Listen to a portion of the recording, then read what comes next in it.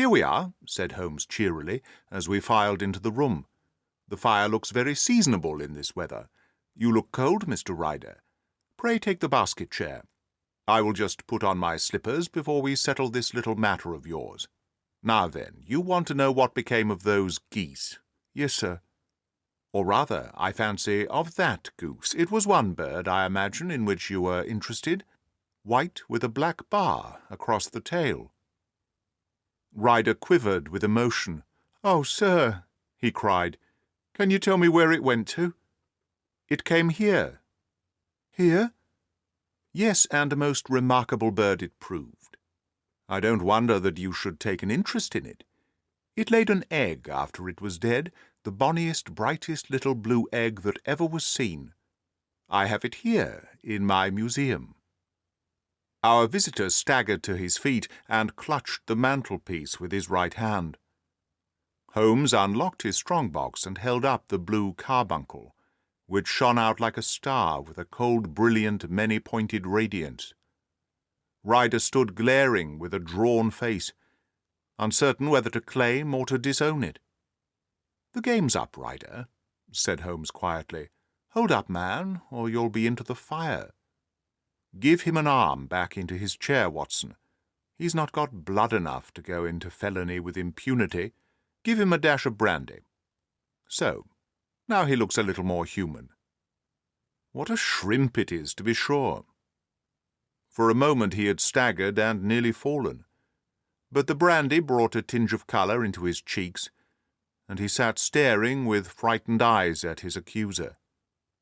"I have almost every link in my hands, and all the proofs which I could possibly need, so there is little which you need tell me. Still, that little may as well be cleared up, to make the case complete. You had heard, Ryder, of this blue stone of the Countess of Morcar's?" "It was Catherine Cusack who told me of it," said he in a crackling voice. "I see. Her ladyship's waiting-maid. Well, the temptation of sudden wealth so easily acquired was too much for you, as it has been for better men before you. But you were not very scrupulous in the means you used. It seems to me, Ryder, that there is the making of a very pretty villain in you. You knew that this man Horner, the plumber, had been concerned in some such matter before, and that suspicion would rest the more readily upon him. What did you do then? You made some small job in my lady's room, you and your confederate Cusack, and you managed that he should be the man sent for. Then, when he had left, you rifled the jewel case, raised the alarm, and had this unfortunate man arrested. You then—" Ryder threw himself down suddenly upon the rug and clutched at my companion's knees. "For God's sake, have mercy!"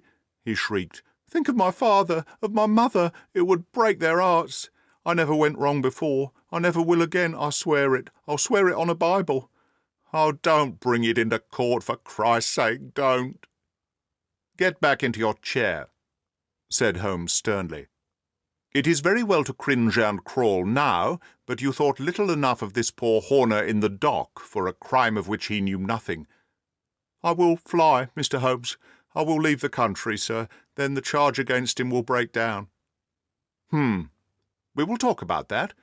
And now let us hear a true account of the next act.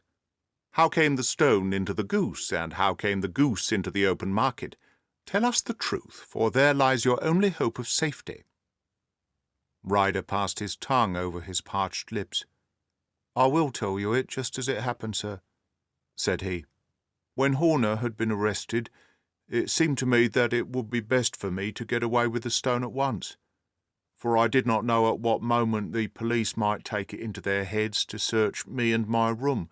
There was no place about the hotel where it would be safe. I went out, as if on some commission, and I made for my sister's house. She had married a man named Oakshott and lived in Brixton Road, where she fattened fowls for the market.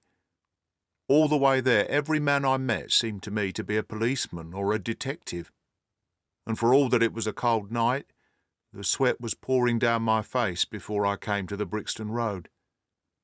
My sister asked me what was the matter, and why I was so pale, but I told her that I had been upset by the jewel robbery at the hotel. Then I went into the backyard and smoked a pipe, and wondered what it would be best to do.